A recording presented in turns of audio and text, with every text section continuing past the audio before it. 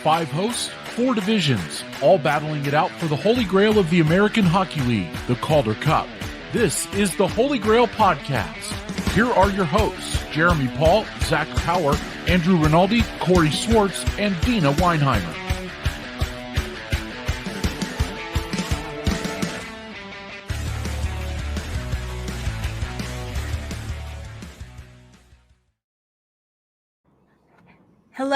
Hello, and welcome to episode 49 of Field Pass Hockey's American Hockey League podcast, The Holy GrAHL. This is the episode for January 12th, and we're here to give you a recap of the last week in American Hockey League action. But you know how we do it. To start off, we're going to have our introductory question, and I have a little bit of a personality question for you guys. Out of all the current AHL mascots, which one best represents who you are as a person? Andrew Rinaldi here over on the Chicago Wolves and Grand Rapids beat, and I'm going to go with Fuego because I immediately connected with the fieriness considering my ginger attributes and everything, but, I like the swagger, the new kid on the block, even though I've been here for a couple years now. But how can you hate on Fuego? Oof, man. Well, I'm Corey Swartz.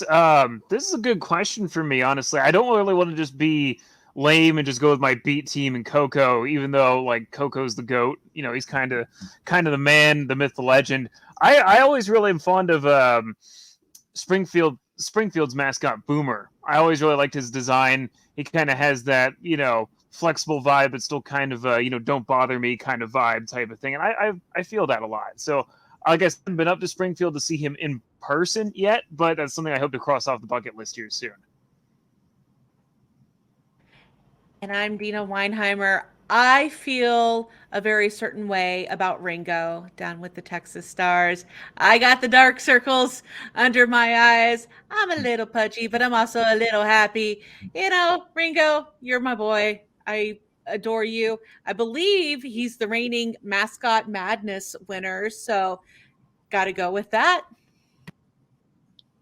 Yeah, and I'm a big fan of Farley the Fox with Calgary. It's a little out there. It's strange. You're always seemingly hot, and you know what? You're always close to home. So that's all right.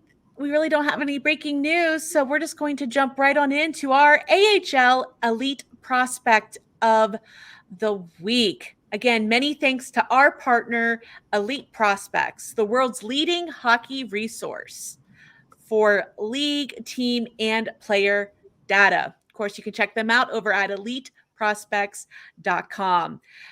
Just like we kicked off last week, this week is no different. We're going to be awarding the AHL Elite Prospect of the Week for basically whatever makes somebody really stand out, whether it's their on-ice play, some type of achievement, or whatever reason they stood out.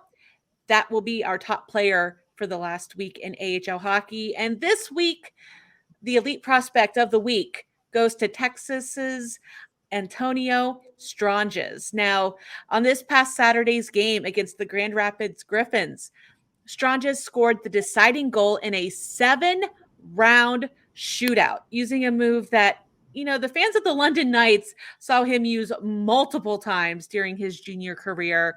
Stranges wowed the crowd in Grand Rapids with his dazzling skating and a really silky backhand finish past a legit NHL goaltender and Alex Nedeljkovic that picked up the extra point for the Stars in the shootout. The 4th round pick in 2020 has 4 points in 7 games with the Stars so far this season. And of course, all data courtesy of our partner, Elite Prospects. But before we jumped on the show, guys, we were all kind of watching that clip there with his skating. What do you guys think about his style there? It's unlike anything I've really seen in pro hockey. Definitely unique for sure. I know he's ended up on some highlight packages from some of his goals with the Knights, but this is the first time I've seen him do it at the pro level. It's very deceptive the way he shifts his hips around. He's coming at you almost at like a 90-degree angle, but he uses that edge work to really gain an extra gear and accelerate, and it's really explosive and you don't really know what he's doing as a goalie. It's very hard to telegraph, and he finishes cleanly on the backhand. It was really impressive to watch, like, in person. I always thought his highlights were really silky, but then you just watch it from the press box, and it's like, that guy's smooth. It was a lot of fun to watch, even if it ended up sinking the Griffins on what would have been a really good weekend for him. It already was a good weekend, but it would have been really good to walk away with 4 points against the Stars. You know what? I have a lot of questions about his skating. Like, this is something that I've never seen anybody ever pull their hip first when going into a shootout play. And when you look at the blades of his skates, it's almost like he's going kind of crisscross applesauce the whole way, like whoosh, whoosh, whoosh. You will never see anything like that. And you know what? Every now and again, someone will come along and they'll do something completely out of the ordinary, and they'll just change the game in that sort of sense. And you know what? I'm all for it. Yeah, Zach, you really nailed it on the head there with saying, changing the game. It's really hard to kind of like reinvent the wheel almost with shootout moves. Like, obviously there's only so much we're physically limited to be able to do in shootout attempts. It's really, no one's ever going to come in and, do a backflip and, do some kind of crazy something we've never seen before. But this is pretty close to it. And I mean, it's really deceptive. I think it's, when you're a goalie, you kind of have an expectation of what's going to happen, and then you see this guy kind of shuffling with his skates in a weird way, and it's just enough to say, wait a minute, what's he doing, type of thing. And then he just has this great finish in the backhand, like that's over his shoulder, point blank type of thing. I mean, there's not much you can do about it in a sense. So it's wild for me to take a look at just from a fan perspective. Someone has ice skated before, and obviously that it's just very impressive in that respect. It's impossible to reinvent, but he almost did there in a lot of ways. And I mean, Corey, to your point too, I mean, when you look as a goaltender, oftentimes you're kind of looking at a couple of things. You're looking at not only body language of the player, but you're also looking at his skates to see what kind of direction he's going in. And especially when you talk about body language and where the puck and stick is, you're looking at something like the hips. So when you kind of look at this picture here, you look at his skates. Both skates are at two different angles, and this is pretty well like this coming down the whole way. So as a goaltender, there's a lot to kind of look at. Is he kind of crisscross up to the other side? Maybe he's going to make a dash for the other circles, or is he, is he going to continue right on, go into the slot? So there's a lot of different thoughts when you're a goaltender, and especially when someone's coming down on a shootout on the near side and then moving into the center. That's where you start to get a lot of confusion as a goaltender. And I think that's exactly where it got Nedeljkovic. I don't think he's ever seen something like that. And, I implore you to go on Twitter, YouTube, wherever you find it. And we found it on Twitter. And if you watch his skates when he's coming down, and his skates are pretty well like this the whole way down.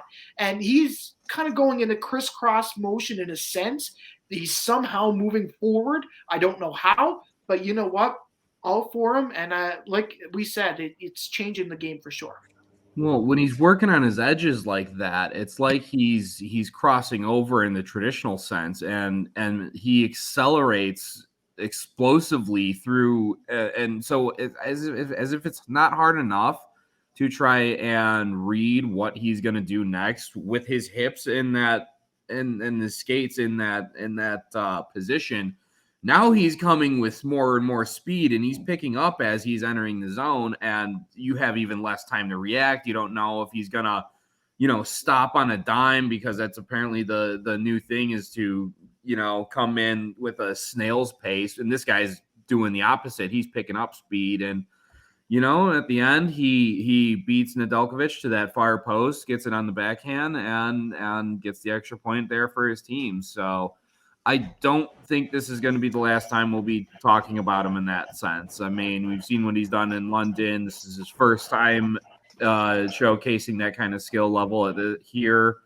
And, this young kid's just getting started.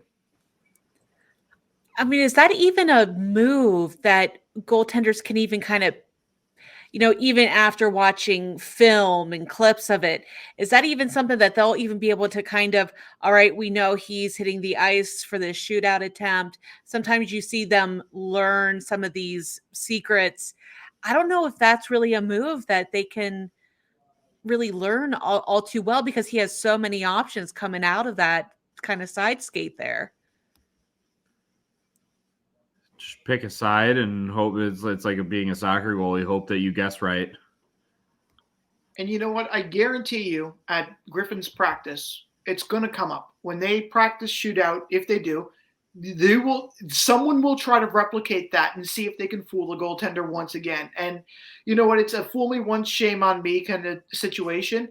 And I'm sure they do kind of get some kind of lowdown, like that's who I'm sure that they know a couple of his moves. The goaltender has been told this.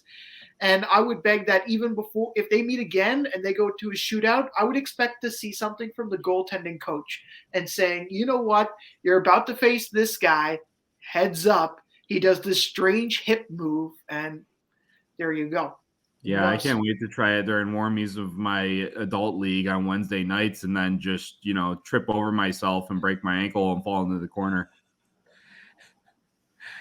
You're going to have someone record that, right? It'll be on Live Bar, and I'll have the whole internet watching me. Oh no. My last question about that is, how long until we see Trevor Zegras try it? Over under 3 weeks? I'll go over. He has a pocketbook. This is the problem, right? Like, this is going on the bottom of a big list of moves that that guy has, right? So I'm going to go over because it will come up. I will say this, probably this season, but it will come up. Yeah, he'll probably try and do something like that while he's like alley-ooping the puck to himself, He never fails. He might try like a similar technique, but it's going to have his own kind of flair to it.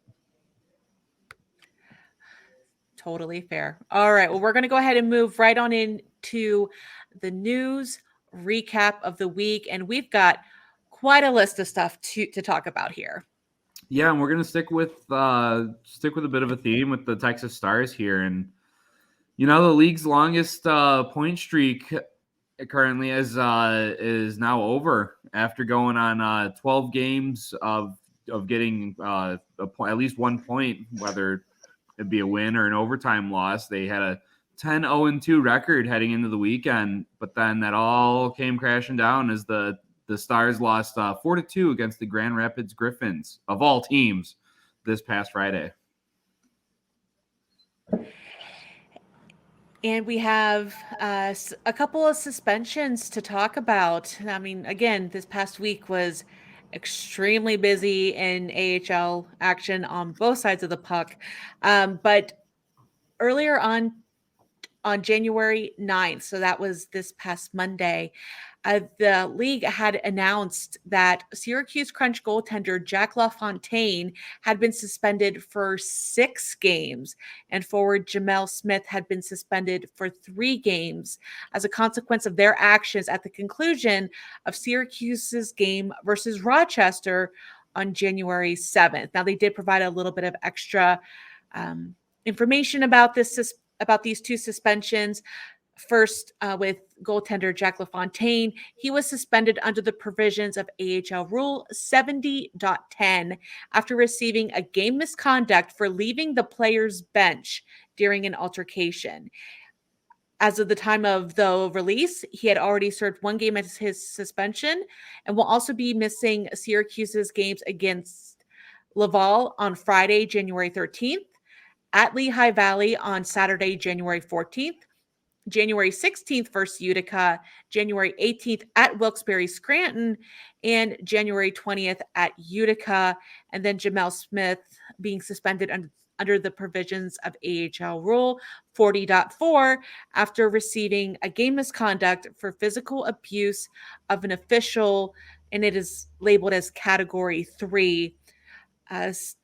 just like LaFontaine, he has already served 1 game of his suspension and then will miss 2 additional. Syracuse's game on Friday, the 13th versus Laval, and the 14th on Saturday at Lehigh Valley.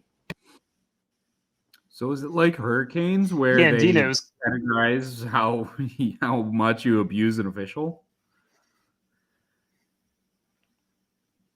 I don't know. I need to go back and watch this clip because it just for them to go that long, it's something big must have happened.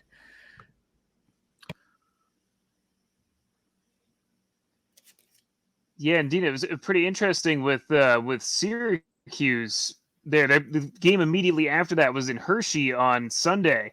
And so the Crunch were actually in a tricky situation where they had to come into Hershey and essentially, pick up a goaltender on the way from the Reading Royals close by on a PTO just to have a backup goaltender.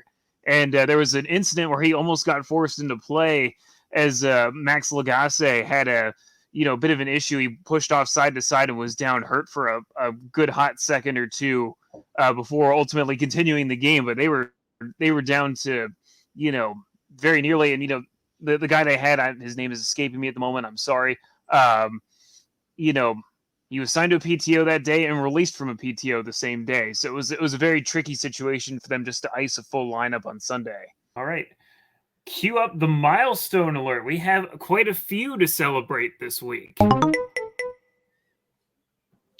Thanks, Corey. The Toronto Marlies scored their 4,000th goal this weekend, thanks to Bobby McMahon, who scored the goal. And what would have been a 3-goal afternoon for the forward, it was close to a 3-goal afternoon. And he certainly deserved it, and it was 4,000th goal for him. You also on this weekend, Friday, it was Utica's Jack Duggan and Abbotsford's Jet Wu who both skated in their 100th AHL game. Continuing on with some of these personal achievements. Again, all of these are on Friday. So it wasn't just like a big weekend, just Friday, all the stars aligned. So Cleveland's Trey Fix-Wolanski notching his 100th career AHL point. And then San Jose's Will Rydell scoring his first pro point and first pro goal and a 4-2 win over the Ontario Reign later on Friday evening. Then just among a few other highlights for the Barracuda that night was Luke Johnson skating in his 300th AHL game and another first AHL goal for Darren Brad. Sticking in the Pacific Division over there in Abbotsford, Jake Kupski stopped 25 shots for his very first AHL victory. And then wrapping up on Friday, Lehigh Valley's Bobby Brink tallied his first professional goal in his first AHL game. Congratulations to everyone there. Yeah, it was an impressive week for attendance around the AHL. To name a few, the Wranglers sold out or nearly the entire lower bowl of the Saddle Dome on Sunday. Charlotte Checkers completely sold out Bojangles Coliseum for their game on Tuesday against the Hartford Wolfpack. And the Hershey Bears went on a stretch recently where they've been at the 10,000 attendance margin or more of late. Of course, on Sunday, throwing a free Hershey Park pass in there as the promotion helps to get people through the doors, certainly. But, it's been pretty consistent for the last 4 games or so for them. And we also learned that Philip Hollander has been released from the hospital following his fall back earlier last weekend. It was a very scary injury that, they ended up canning the rest of the game with 72 seconds left to play in the third. So very happy to hear about that. I know there's a lot of well wishes from a lot of teams being sent around to him. And it's great to see, in a particularly scary week or so for sports just on the whole, that, we get some positive news at the end of it for sure. Yeah, and our well wishes are still being sent to him, just that, he is continuing to do okay. Of course, that was the best news that we could have possibly heard. But like Corey just alluded to, this just brings a whole new set of eyes to the importance of the medical staff, the first responders, the athletic trainers that are part of these arenas and these professional sports teams that really have put in some amazing work. I mean, season in, season out, but especially the last week or so, with some big stories, basically putting them to the forefront there. So many thanks to them for doing their job perfectly. All right, so we're just going to move right on into my favorite part of the show, Swipe Left and Swipe Right, where we're going to share some of our hot takes from around the league. And you know how it goes. We always go in alphabetical order with Andrew kicking us off. For sure. So, for anyone who's been tuning in this season, there's kind of been a lot of doom and gloom for your boys' Beats, and for rightly so. They are currently, I believe, tied in points down there at the bottom of the Central Division, and currently occupying the only 2 spots in that division that do not make the postseason. But I'm feeling a bit of a different energy with the calendar flipping over into 2023. It's all about positive vibrations, and I'm just going to come right out and say it. With one team or the other, I will be covering postseason hockey this upcoming playoff run. It might not be long, but I think there's going to be some playoff game to cover. And you can try and fight me right now, but I know I have one guy who thinks I'm right there. That's Jonathan Berggren, and I think we respect his opinion enough on this podcast not to go against what he has to say. That was the most enthusiastic yes I've seen out of a bobblehead in quite some time. That thing has a bobble on it. It's a quality bobblehead. Yeah, for sure. I've got one sitting in my office at work. I love it. I just haven't bobbled it yet. So remind me here, Central Division, how many of their teams get into the playoffs this year? Is it 5? 5. So currently the 2 Beats occupy the not playoff spots. How many points out are they? They are tied with 28, and they are 6 behind Iowa with 34. I'm going to come out and I'll swipe right and say that you'll be covering postseason hockey, but not for any of your Beats. I just can't see it, my man. And you know what? People get on good streaks, right? Iowa's actually not doing too bad right now, considering, I guess, right? Minnesota's had their ups and downs up there. So is Iowa. But you know what? I can't see it, my man. So be it as you will, you'll be covering postseason hockey in some capacity, but not your Beats. I'll come out the other side of it and swipe right on it. I mean, I think it's a long season. The second half is a different animal sometimes. We've seen teams, and maybe this is just me because I kind of have the whole, Hartford Wolfpack debacle from last season kind of planted in my mind, where they started, second half all the way up. And, it's not going to happen every time that someone's going to drop off that hard. That's, fairly close to being an anomaly, as I think you could possibly ask. But, stranger things have happened. And, while it's, the betting odds that if you were a sports gambler might not be great, but, and 6 points is an impossible gap by any stretch. So, I think we've seen some teams surge and some teams can fade, and, it only takes the right amount of recalls and, issues up and down the lineup to really change something there. So I'll give it a swipe right. I'm going to swipe right. I'll just basically say ditto to Corey. I mean, he said everything basically that's, in my mind, truth. If you're looking at points percentage, it's a 4.38 for Andrew's Beat teams versus a 5.15 for the Wild. And the Wild have played one extra game. So there's possibly 2 points right there. You never know. It could definitely happen. So sure, swipe right. Why not?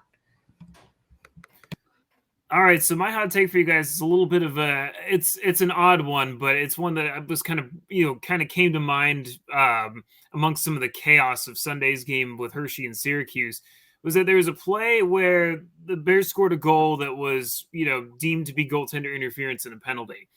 And it was one of those things that kind of brought to my mind, I'm like, they still don't really do anything like coaches challenges or any of those kinds of things in the AHL like we've kind of seen come to the NHL. And my question is, that needs to, or not question, my hot take is that needs to change. Because, I mean, and you guys may remember this a little bit better than me, but for at least a little while, it seemed like some of that was like a technological inequality, which, dated back to some teams having, you would see it on AHL TV and, somewhere some just don't have the camera angles, or some teams would have more camera angles than others. And so it was kind of a fairness thing that, one team couldn't get away with it, another team could, right?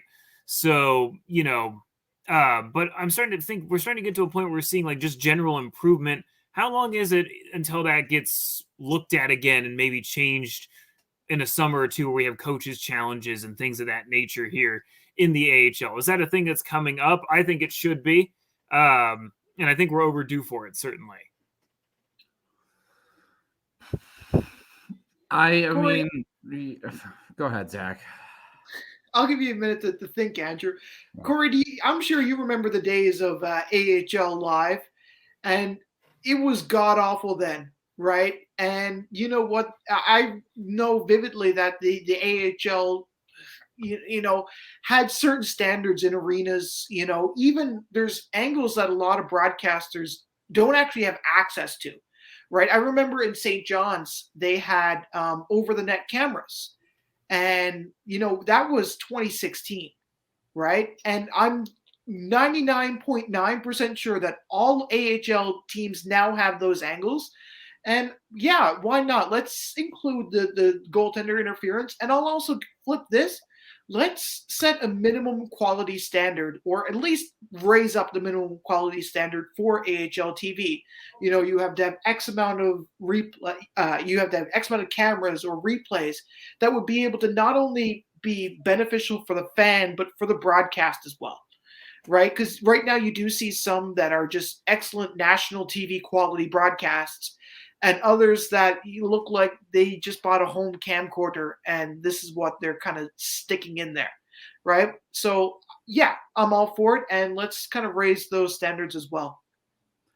Yeah, if you want to talk about a home camcorder, we can just roll back that screenshot of Antonio Stranges' shootout attempt, and you'll see the picture clear quality in that one. And that was my hesitation in this, is that a lot of teams, unfortunately, aren't kind of up to that standard yet, and which is kind of baffling in my mind, because I would think that in this day and age, in 2023 now, it is that how hard can it be to get a couple of cameras from Best Buy and to just stick them over the net, or give you the right angles so that we can just be done with this already?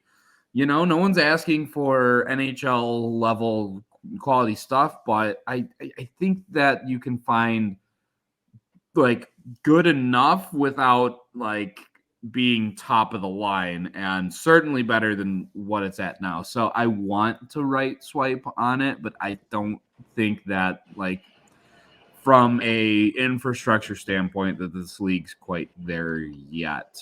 So I will swipe left on it.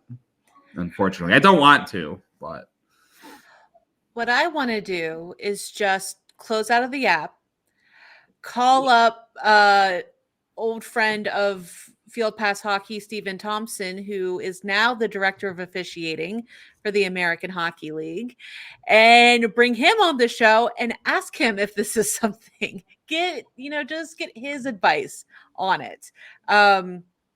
Personally, I'd love to see it. It's well overdue, but all the points that they said about the cameras, I don't know, but I think I'm just going to close out of the app. Hope you pop back up and have a friend with me next time we talk about it. Well, yeah, and so the wild thing is, like, I'm not trying to knock on any camera angles specifically or anything in the league, but it fascinates me because there is still a gap, and some teams have gotten better. Like, Zack brought up AHL Live. I remember very vividly, it was the first thing that popped back into mind when Zack said that, was when you used to have to watch, like, I think it was the Bridgeport Sound Tigers used to format theirs in such a way that they had like banners on both the top and the bottom of the screen that you were watching on. And meanwhile, you'd flip over to, somewhere like Hershey where, they have their whole they have a whole production crew and, just a lot of angles and, you're seeing everything. There wasn't that much. Or you go up to Providence where they just have one camera that goes back and forth and that was it. So there was just a lot of variety. But since the advent of AHL TV, I've really seen a lot of those markets that, used to be like, oh no, like, if you're watching this feed, like they've gotten better. They've had a couple angles now. And I'm not even talking angles that we have to see either, but something that can just, help out officiating crews and kind of get it to that level where if like, hey, a coach wants to initiate a challenge on a play and have them go look at it, it's mainly just to kind of eliminate some of those things where like, in the NHL might be a challenge, but in the AHL, it's non-reviewable. You can't even think about it. We're moving on. We're going to the next face-off type of thing. As every once in a while, one of those odd technicalities kind of rears its ugly head. And I feel like we're almost to a point where that could change. So I'm sorry, that was a little bit of a tangent there, but it was just something that kind of came to mind, and I thought of it, and I'm like, I'm going to bring this to the group here this week. All right, so with mine, this might just forever be known as the yes, Deana is officially getting old take, but I just wanted to say how much I thoroughly enjoyed helping to cover Grand Rapids game this past Saturday. It was a hockey without barriers, sensory friendly game up at Van Andel Arena. So they removed the strobe lighting from all of the, all the pregame and intermission footage and festivities. The goal horn was removed and they lowered the volume of the music and the microphones. And honestly, for me, it was a great experience. I'm the person that has to go to games now and wear the little foam earplugs. I mean, for me, you could really hear the crowd noise much more clearly. And there just seemed to be a lot more organic crowd noise, cheering, things like that. I mean, maybe it was just a product of more kids being at this specific game, but it was amazing to see that production. But my take is, we need more of this, and not just for those who may have sensory processing limitations, but basically anyone that has issues with bright lights, sudden noises, sustained loud noises. I mean, if nothing else, this is safer for everyone's ears since the decibels are down by a lot. I think a lot of public venues and, events like this suffer from what I call Marvel syndrome, which means that louder is better. And I don't really think that that's necessarily the case. You don't have to blow your eardrums out and in order to showcase like how great your product is, right? Like every time I see a Marvel trailer, I feel like I'm not even hearing the soundtrack. It's just like loud noise to blast your face off and to be like, wow, how epic is this? In the meantime, I'm clearing my ears out because I think I might have, tinnitus. And on top of that, I think we've discussed a couple times on this podcast here, the importance, especially in the AHL, of connecting to your younger fans, because that's how you grow this great sport that we all love at the end of the day. And we saw a lot of kids in the stands there on Saturday. Friday is more for the adults with the $2 beer night, but Saturday was definitely more geared towards the children. And they loved it. They were engaged, and right, it kind of felt a little more organic, the atmosphere of the game in that one. And I mean, still, after Taro Hirose scored with 2 minutes left, it wasn't like we were lacking from any noise from the crowd or anything. So I'm all for it. I'm right there with you, Deana. I'm swiping right on this take. I'm going to go and give you the extra mile on this one, give you a super swipe on this one, because I just had this conversation with my buddy Brian, who, if he's listening to this, I'm going to recommend it to him and give him a shout out on this one, because we just had this kind of conversation over the weekend where, to Andrew's point, louder does not always equal better. And, I say this from having the experience of being in Lehigh Valley recently, where they have a very, very loud goal horn. And something against loud goal horns. I think goal horns are awesome. But Lehigh Valley's goes the extra mile. And from, that sort of thing, and that's your identity, that's also totally fine. But, we me and Brian were trying to have a conversation in the arena, and I felt like I was being talked over by the advertising on the big screen. That was just, it felt like it was a notch above a notch, a notch above 10, if you will. So I remember kind of pausing and waiting for this ad to play out, and some of them just don't mix over the speakers. You have varying levels of quality to speaker systems, all that good stuff.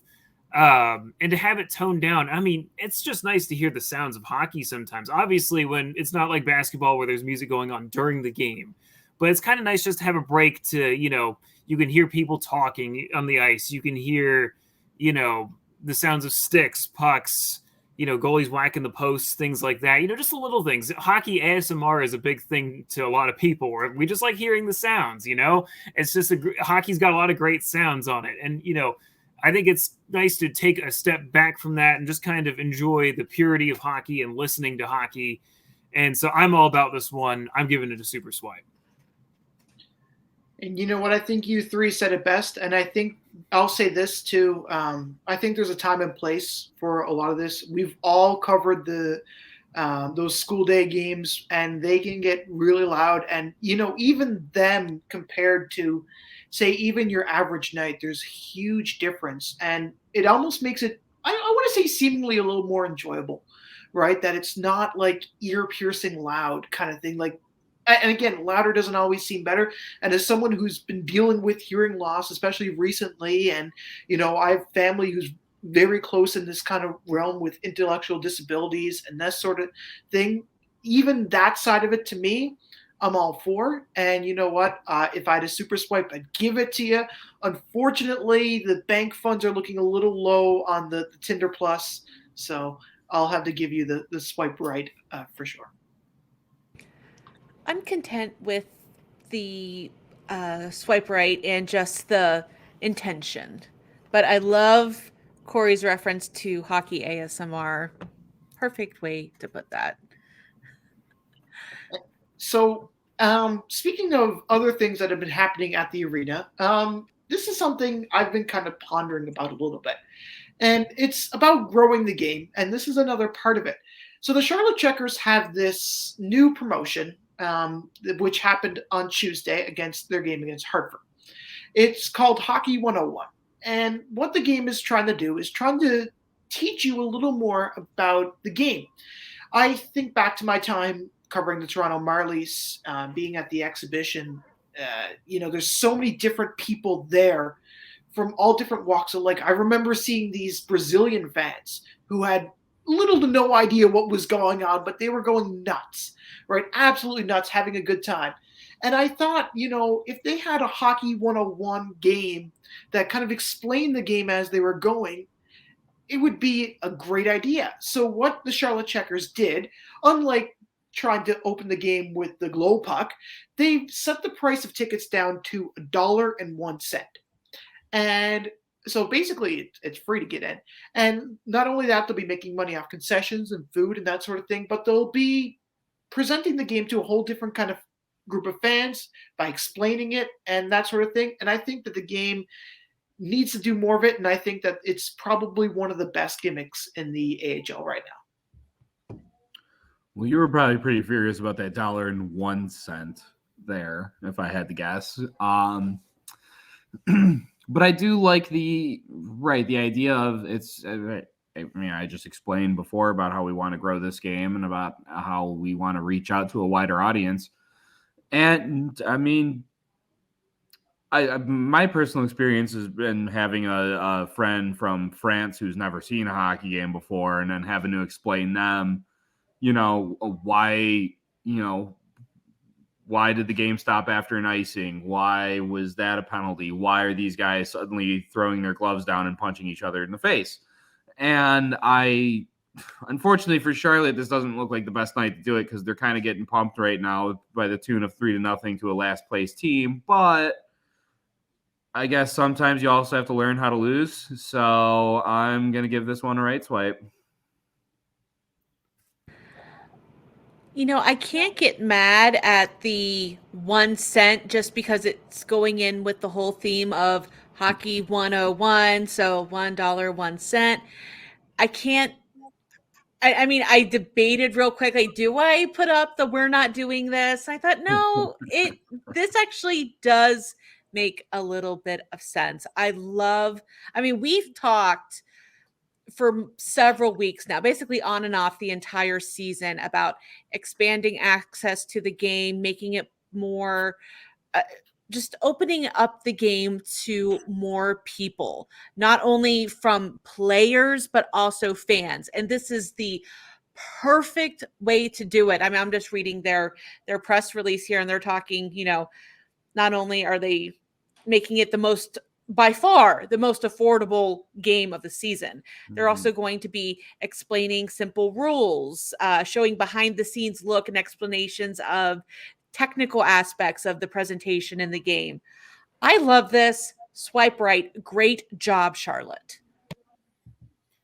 Yeah, I mean, I'll give it a right swipe as well, because I mean, the one thing I always see people flock to is free, right? And this isn't quite free, but who doesn't have $1.01 to go spend a little bit of time at the ice rink, do a little, see something you haven't seen. It was a funny thing that kind of popped in my mind when I said almost free, was that, there was in Hershey, attached to Hershey Park, when you go to Hershey Park, you also get entrance to the Hershey Zoo America.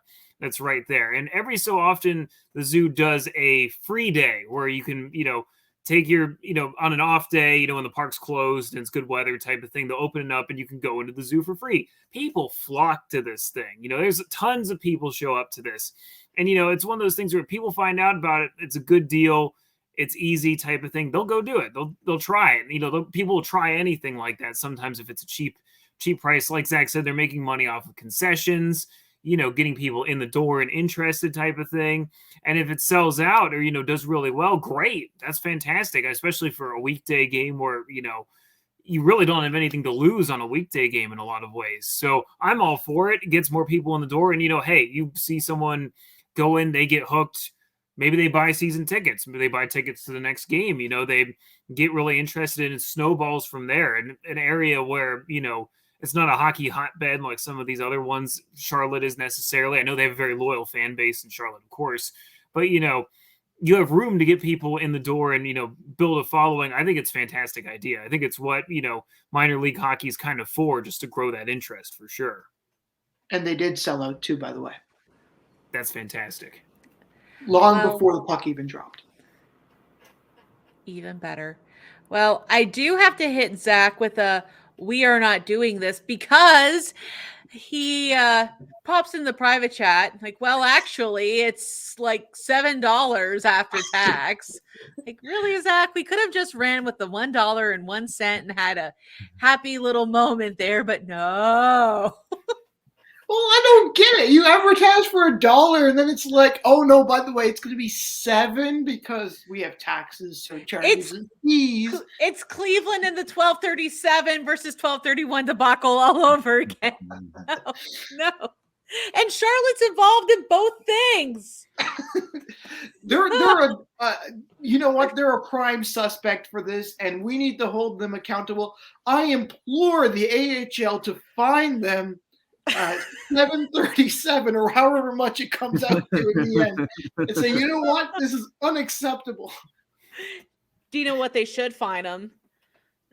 $30, because they're down 3-0 with 17:30 remaining in the game. Well, they're probably on the PA like, this is how you lose to a last place team.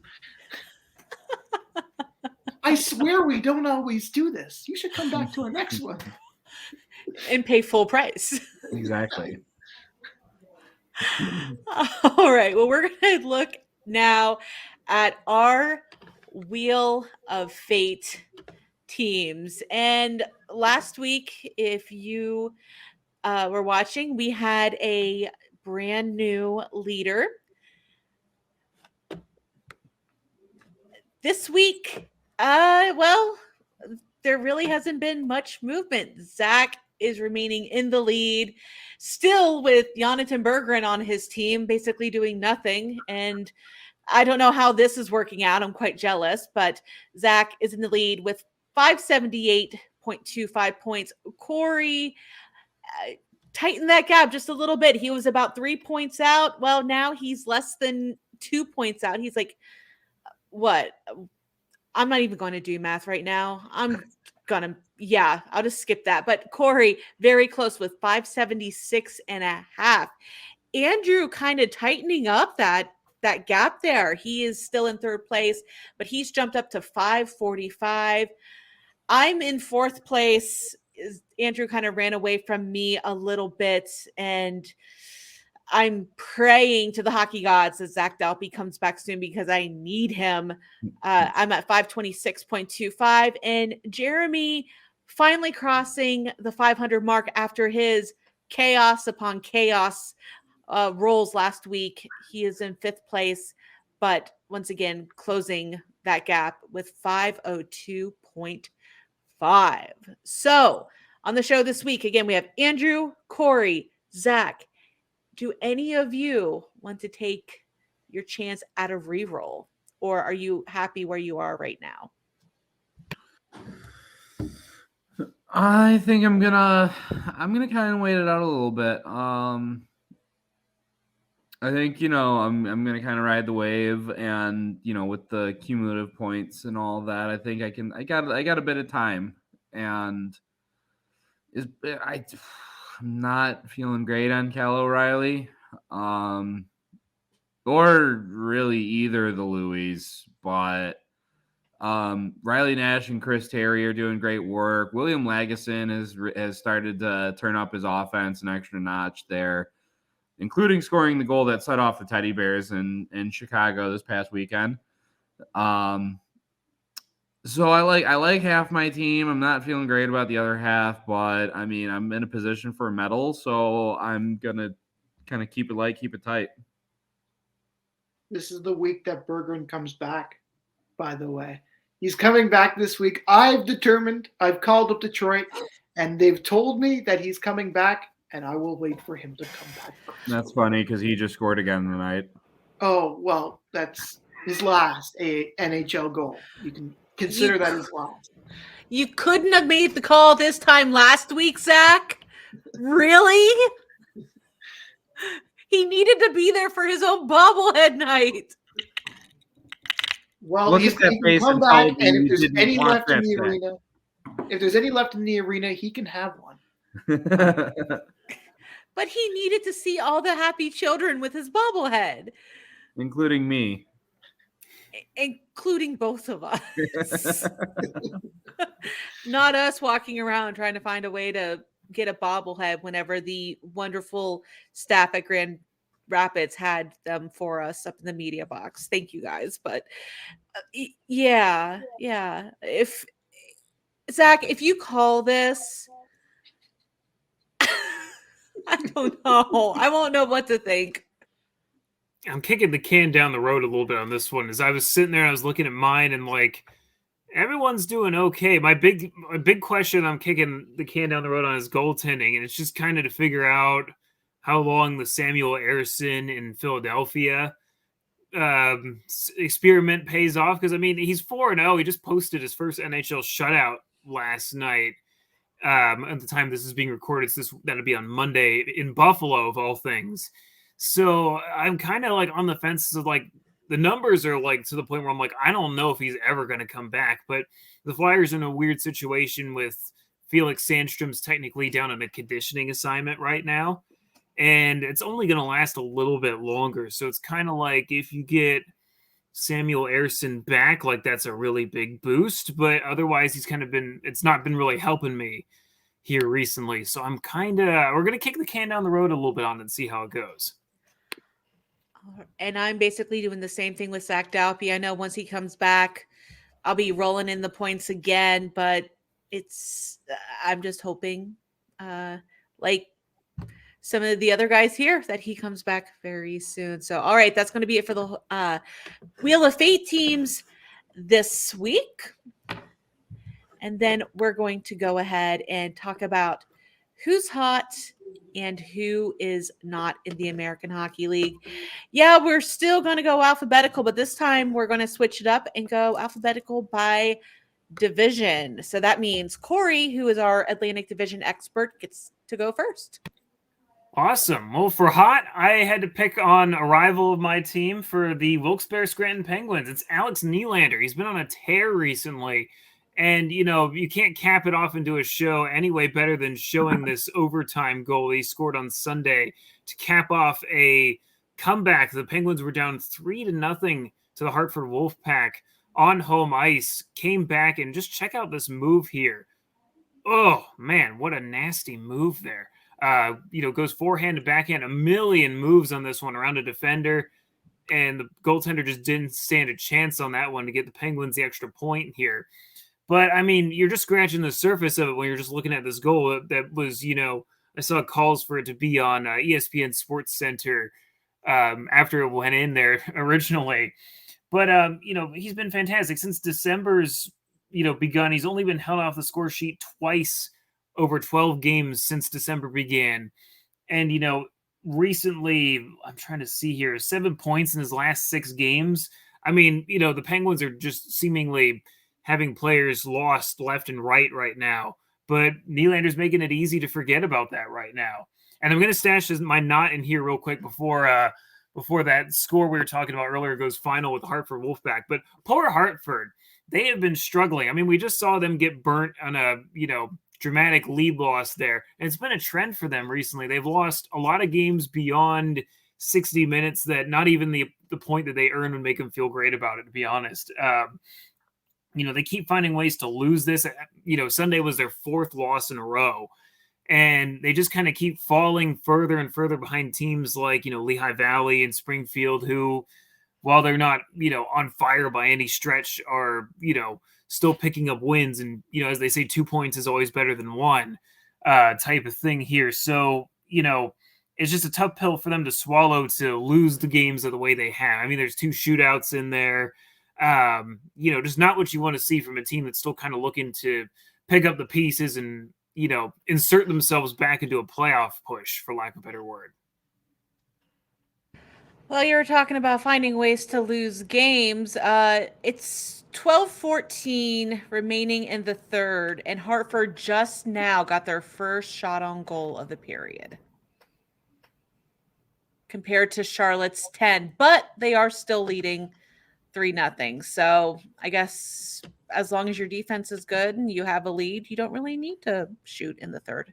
Apparently, that is the lesson that is being learned at Hockey 101 night. But turning our sights to the north, for my hot, I'm going to agree with the league and their nomination, or their awarding, I guess, of Toronto Marlies forward Bobby McMahon of the Howie's Hockey Tape AHL Player of the Week for the league. He tallied 3 goals and 3 assists for 6 points in 3 games for Toronto just this last week alone. A week ago Tuesday, he notched a goal, 2 assists for his first 3-point game in the league, helping the Marlies to a 5-4 overtime victory over the surging Utica Comets. Then on Saturday, recording another assist as Toronto defeated the Lehigh Valley Phantoms 5-4 in a shootout. And then on Sunday, scoring twice for the Marlies in a 4-2 win over Laval. They say goal scorers are streaky sometimes. Yeah, he gets one in, and all of a sudden, here we go. He's on a roll. But and then Zack adding a quick note: he would have had 3 had he not hit the post on an empty net versus Laval. So just that close, almost got it. But he's a third year pro out of Alberta. He's scoring 8 goals, adding 7 assists, 15 points in 17 games for Toronto this season. And then Toronto currently has a 6-point lead on the Utica Comets. So that was a big high stakes game. But looking at the knot, guys, now that I'm kind of back on the Cleveland Monsters beat for a couple months here, I'm officially sad. The Cleveland Monsters, who not that long ago, we were talking, they were 2nd, 3rd place in the North Division. Now they're last in the North. And as the time of recording, they only have 1 goaltender on the roster, and Pavel Chayon, a very much untested rookie. Hopefully this won't be long, and Jet Greaves will be able to come back. he was emergency recalled early on Tuesday because one of the starting goaltenders in Columbus, Jonas Korpisalo, had to return very quickly to Columbus as he and his wife are expecting their first child. So congratulations to the Korpisalos there. But, earlier this season, I was heaping so much praise on the Blue Jackets management for really bouncing the roster turnover because of injuries up in the parent club. Now, obviously, I don't think they're doing that great of a job anymore, but also major stick taps to Kirill Marchenko, who has played the bulk of the season with Cleveland, currently up with the Blue Jackets, notching his first professional hat trick. This time, it happened in the NHL, I believe against the Hurricanes this past weekend. So, Yes, correct. Yeah. Yep. So last week I went in on the Griffins being not, and it wasn't just last week. It's been a lot this season. But this week they got some reinforcement, and we kind of talked about him earlier. But Alex Nedeljkovic has come down on a 2-week conditioning stint for the Griffins, and all he done this week is go 2-0-1 with a .950 save percentage and a 1.63 goals against average. I mean, he won't be here in Grand Rapids for long, but while he is, I expect Ned to remain hot.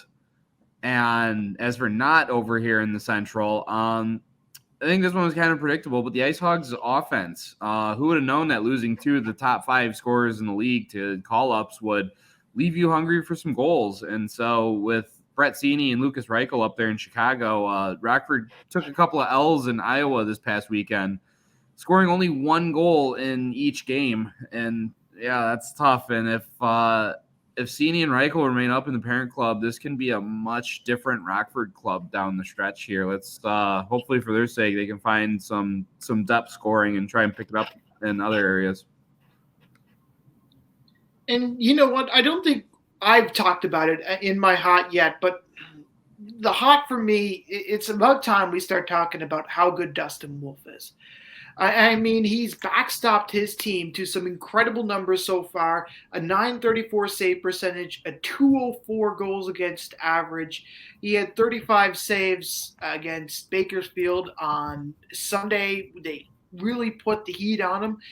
We were kind of talking a little bit off air about where exactly you kind of go next with him. He's doing so well in the AHL, but you know what? I'm happy to see that he's doing well. He's holding Calgary up to a pretty reasonably good spot in the Pacific Division, but it's kind of looking for that kind of spot for him. And you know what? I think that he's doing great for himself. He's my hot for this week.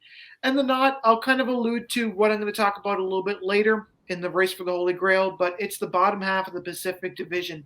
Things just aren't going well. And when you got to look at most divisions, there's usually that middle of the pack that you can look at their last 10 and say, you know what, they are doing okay, right? But no, the bottom 5 spots of the Pacific Division, none of them have been able to string together any wins within the past week, really. And for the most part, you're looking at a 4-6-0 record or worse. So in the past 10. So for me, it's got to be the bottom half of the Pacific Division.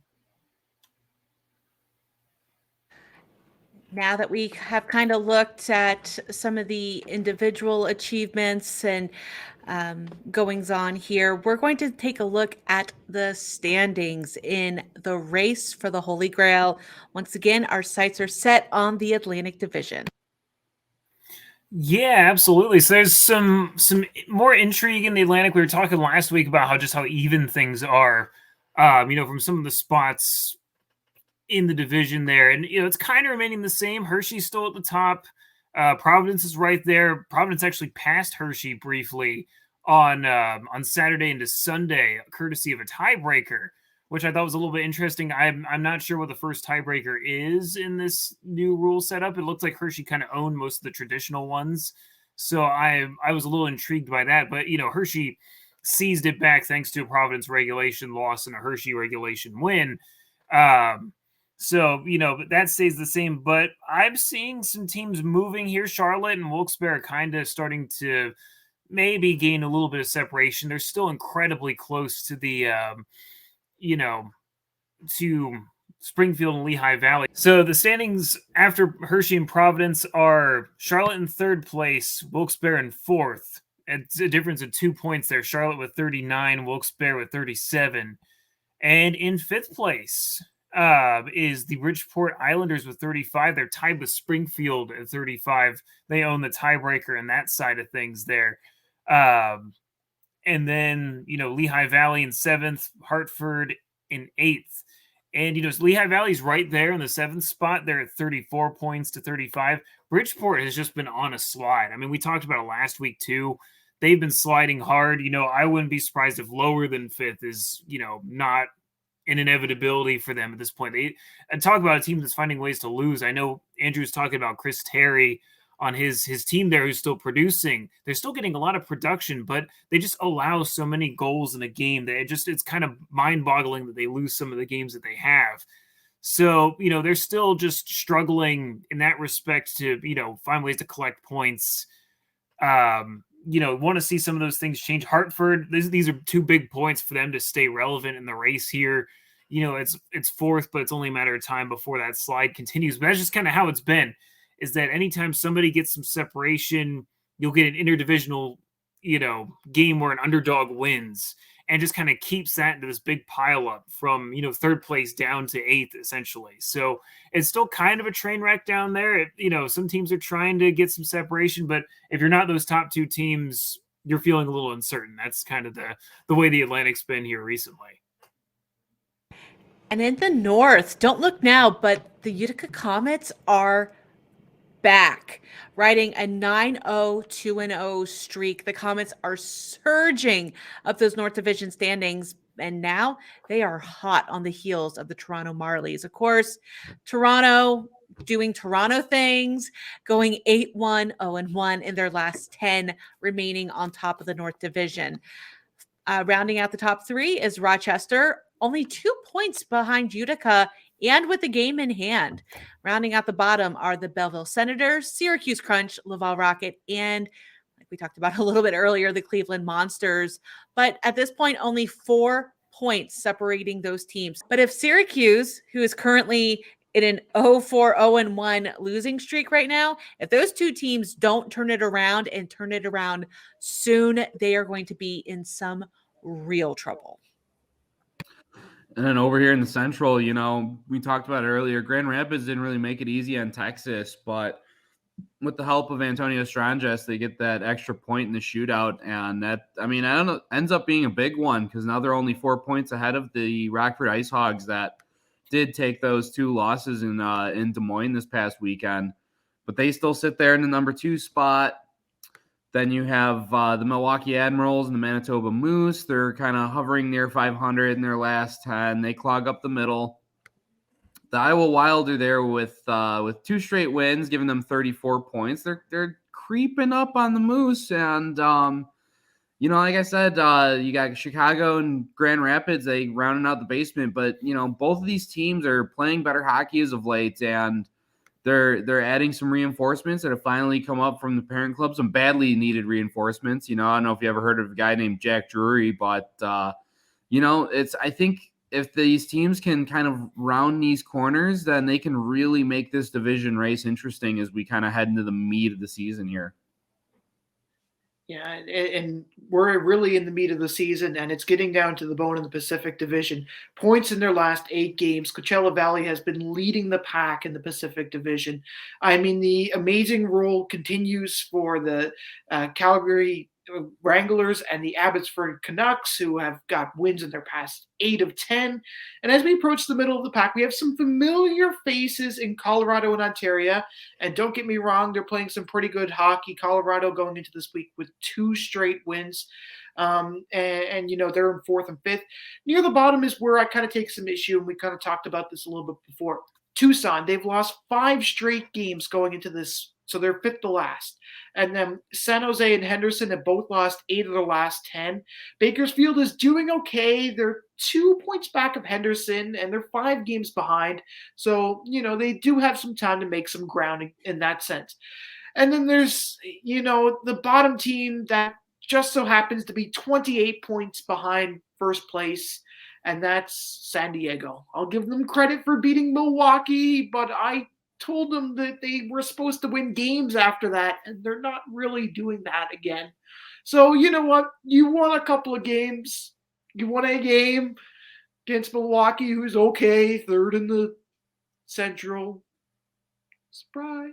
Happy, whatever. Congrats. Happy whatever. Yeah, they won a game for once, you know. It would have been nice if they won a couple at home because, you know, their home record is god-awful, 3-13, 7-11 on the road. I mean, you know, having a couple wins at home would be great, but, you know, you won a game. It's 2 points. You're doing better than Charlotte versus Hartford. I mean, yay. I kind of find it incredible in that division how there kind of seems to be just a canyon of a divide where, you know, I know Ontario might not be at where the higher teams are up in those standings, but I mean, you got guys like TJ Tynan, Matthew Valta, and just the core that they have there with the Reign that maybe should just be a little better than what they are. But I mean, the teams beneath Ontario can barely squeak out a couple of wins in 10 games. And I mean, Tucson, 5 straight losses. San Jose, with their well-documented. Henderson's on a 4-game losing streak. Bakersfield and San Diego. Oof, Maron. I mean, it's a very top-heavy division. And I think that's what makes it good. What's going to make it fun in the playoffs is that it's going to be a bunch of heavyweights just knocking heads. But oh, they're feasting on some of these small fish in these big pond. and I'll give it, and I said it last week too, San Diego has had a considerably rough schedule, but, you know, if half of your games are rough schedules, then, you know, what can you really say, right? You know, there's very clearly a divide between the top 5 and the bottom 5. Right. And they did play a lot of those top 5 teams, but, you know, you have to win a couple. Glad they did against Milwaukee.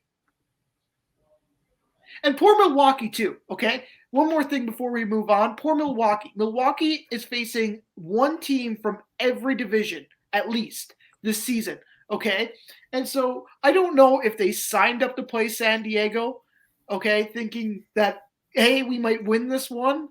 But no. So kudos to San Diego for winning. And Milwaukee, I'm sorry you got tough luck. They're saying, you know, when it comes to winning against them, they're saying we're not doing this. That is for darn sure.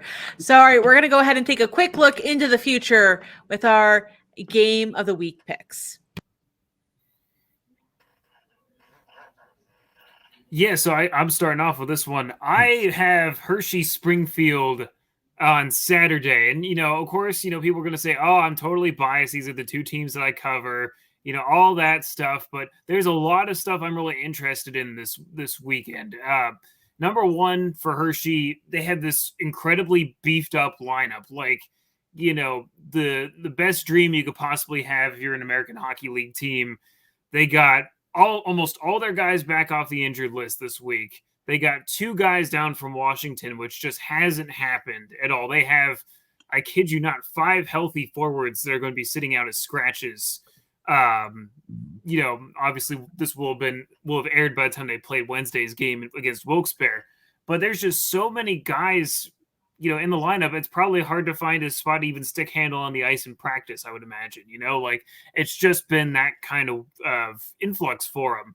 So, and it kind of led to some struggles initially. They just haven't had time to gel. But once this team does, I'm scared of them as if I'm any other team because, like, there's just so much talent. I mean, you know, Alexi Protas, you know, Connor McMichael and Hendrix Lapierre, 2 top prospects in Washington's system, have some really great wingers to work with in this set of games. And, you know, for Springfield, it's a great test for them. They've been this kind of upstart team that they've kind of had the opposite luck here this season with St. Louis just recalling player after player. Nikita Alexandrov's up there. Jake Neighbors is up there.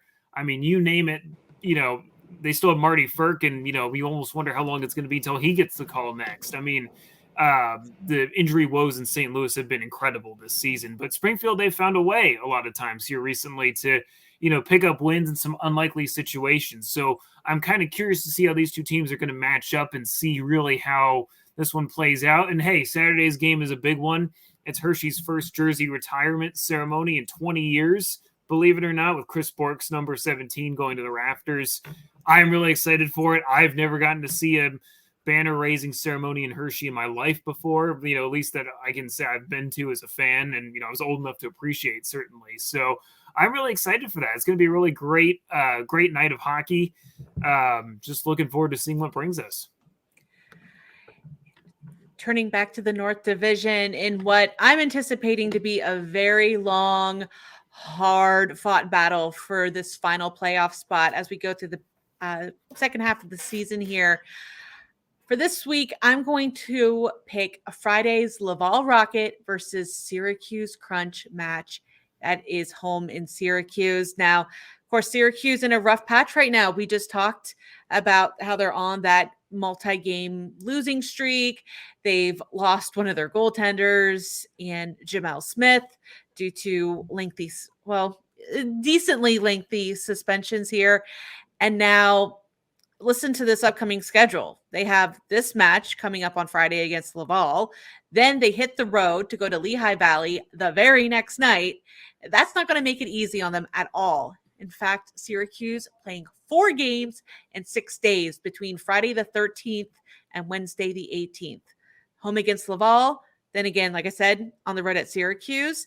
Then back home against the Utica Comets. And then back on the road against Wilkes-Barre Scranton.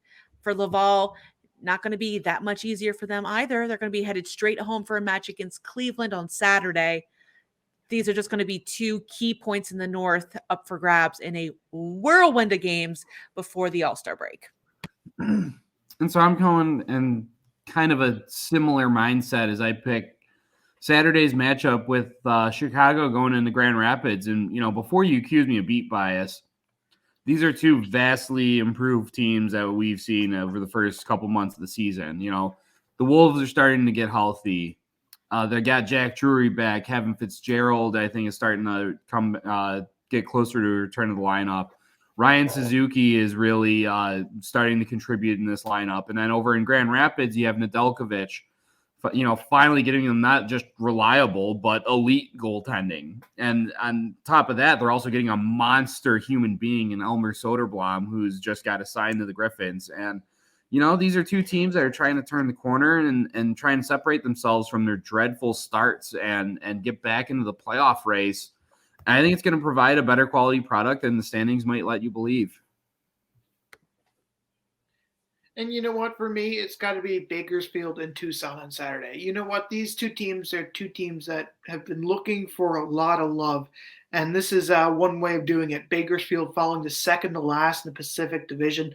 6-9 at home where they'll be. They'll be just coming off of a bus or plane, probably be a bus, from Coachella Valley. So they'll be up against the heavyweight. Then they'll take on Tucson. And, Tucson going into this week has had lost 5 straight games. And you know what? Tucson's a pretty good team. And I've said it before in this podcast. They have the ability to be good. They just have to win a game. And this is a good chance for them to do that against a tired Bakersfield team, which they'll be. And that's all going down on Saturday. Well, speaking of Saturday, the AHL free game of the week this week is all of them on Saturday, because we have a free all-access day on January 14th, where you'll be able to watch any of the games that we've mentioned going on Saturday, including the Chris Bork jersey retirement night in Hershey, which will be well worth the watch, in my humble opinion, but I'm a little biased. So, any hockey games going on Saturday, it should be a full slate of games that day, I believe. And there it's all for the taking. So you'll have, you don't just need to sign up for a free account and you'll be able to watch anything.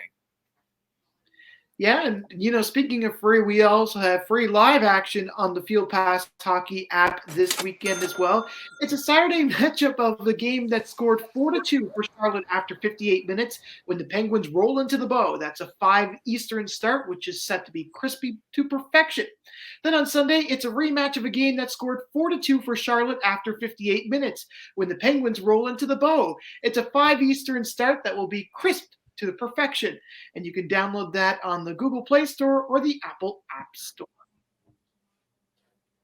Well, you know what else is crisp to perfection? That is Louis Domingue in his game tonight against the Charlotte Checkers. Official 5-0 Hartford. The Hartford goaltender credited with the shutout. Okay, I'm glad I didn't re-roll on him then. Could you have imagined he re-rolled on the night that he got a shutout? Yes, that would exactly be something I would do. I get that. I'm sure I've done something similar before. But all right, we're going to go ahead and roll right on into the bonus round where Zack has the honors this week. So what do you have for us? Yeah, and you know what? Because we are the Holy Grail and we often refer to that race to the Calder Cup, I'm going to keep it Calder Cup themed this week. It's one of 3 questions, and then whoever has the most correct answers at the end will be the winner.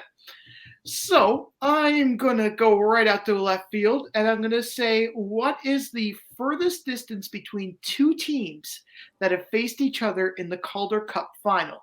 And I'll give you a bit of a hint. It happened in the 21st century.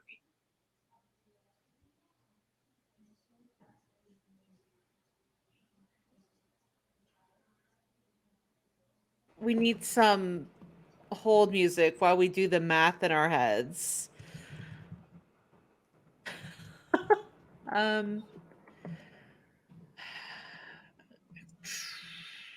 Is this kind of like Jeopardy rules, or? You know what? I'll take a bit of anything at this point. I mean, I guess the kind of obvious answer would be that it would be a team that's very east versus very west. We kind of think about some of the eastern teams, and I'm going to just go for 2,700 miles. Oh, okay. Or wait. I was thinking the matchup, but you know what? 2,700 miles, that's probably a calculation I can do. Yeah, I'm sorry. I totally misunderstood the. Yeah, I was about to go for the vaunted 1 to see like if anyone else would go over, and you know what? We can do it that way. It's all good.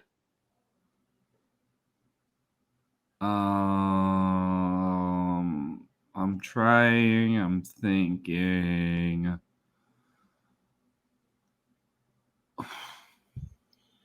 Would it help you if I narrowed it down a little further?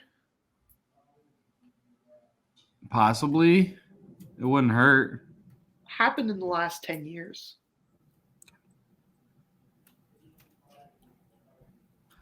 Well, Grand Rapids, I think, played Syracuse in both of their cup finals, and that wasn't very far.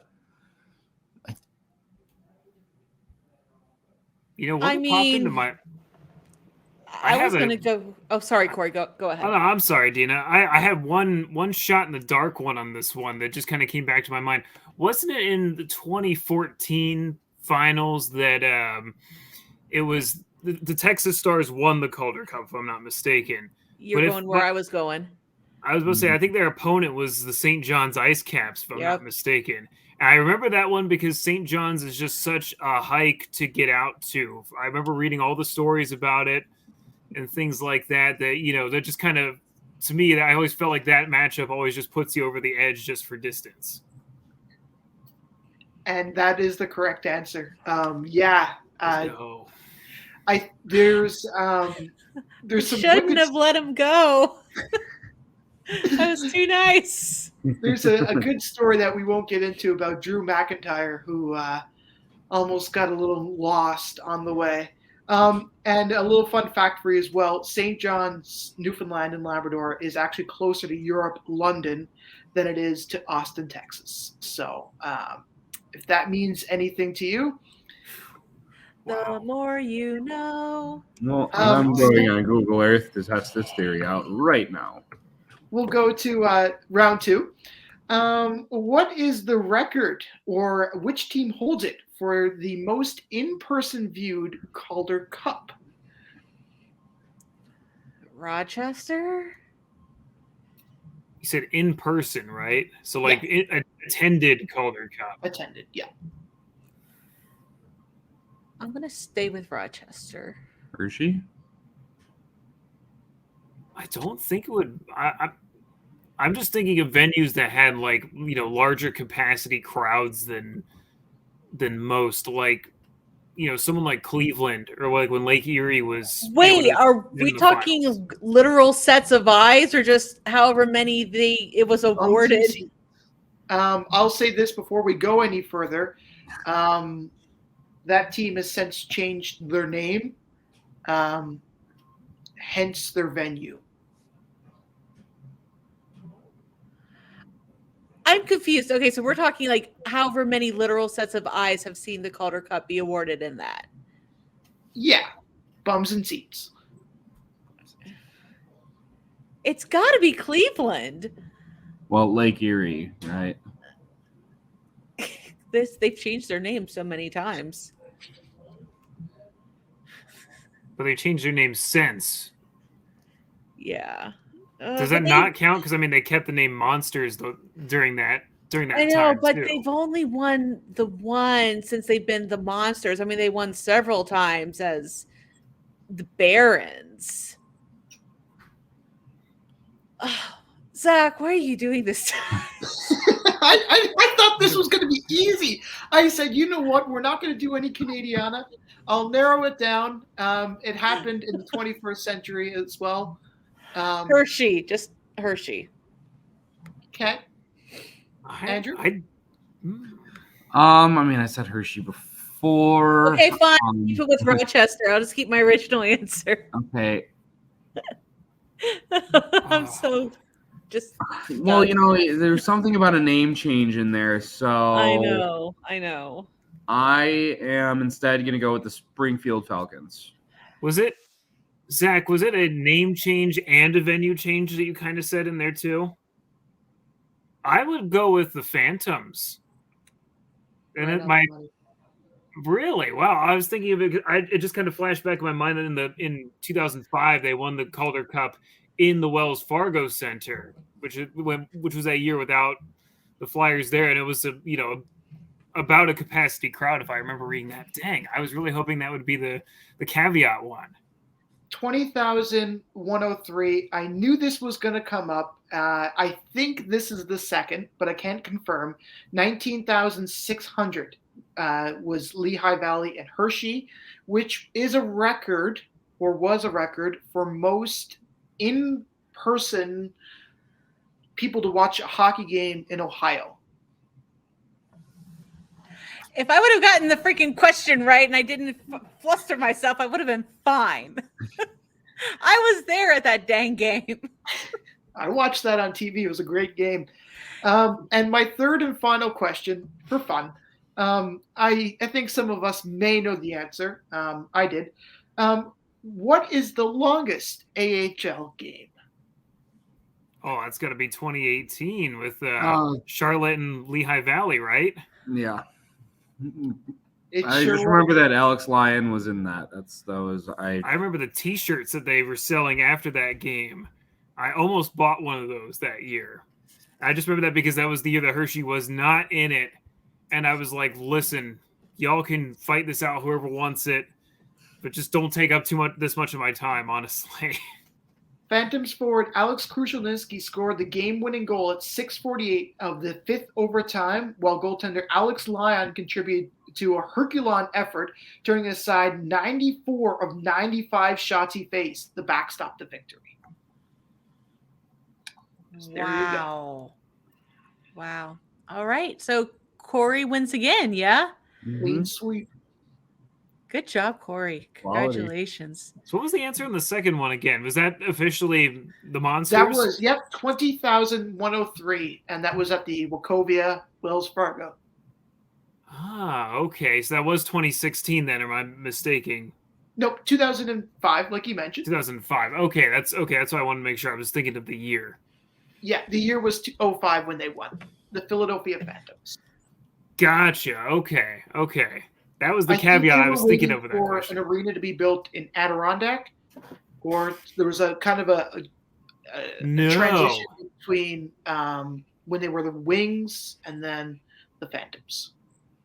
Yeah, so what happened that year was that was the lockout season, and so the Flyers moved, and they always played in that time. They were the Philadelphia Phantoms, and they played over in the old Spectrum where the Flyers used to play. It was, I think that was 2 years before they tore the Spectrum down, if I remember correctly, and they were forced to move to Adirondack until PPL Center was built and they moved them to Lehigh Valley. But I remembered that season because that team that they had there was I believe Patrick Sharp played for the Phantoms that year when they won the Cup. They had Mike Richards and Jeff Carter, like a lot of guys that went on to become synonymous with the Flyers over the years. And so I was like, wait a second, was that the biggest crowd there? And, just kind of fell into place there. I don't know why my brain was thinking like cumulative. That's why I was like, oh, Rochester, they've won a lot. It's been a day. It's like 9:30 at night. I'm just, done for the day, apparently. So, and then we're going to be done with the Holy Grail for this week. And of course, if you'd like to see or hear more of us, please subscribe to us on our YouTube channel or wherever you like to listen to your favorite podcasts. Also, please follow us on Twitter. You know how it goes, at the Holy Grail, GrAHL. Please also check out all of Field Pass Hockey's other podcasts, including Inside the SPHL with James Hayes. Then we also have the Wichita Thunder podcast, which is known as the Rolling Thunder podcast, with Matthew Harding and Jason Miles. Again, breaking down the ECHL's Wichita Thunder while also chatting with some of the league's legendary players. The Rolling Thunder going bi-weekly here at Field Pass Hockey. And of course, Syracuse Speaks with Alexander Ackerman, giving you all you need to know weekly on the Syracuse Crunch. On behalf of Andrew, Corey, and Zack, all of us here at the Holy Grail podcast, we hope you have an amazing week, and we'll see you next Thursday. Bye. This has been the Holy Grail Podcast. Have a question or topic suggestion? Hit us up on Twitter or drop us an email. For the latest news across the American Hockey League and the rest of minor league hockey, download the Field Pass Hockey app, now available in the Apple and Android app stores.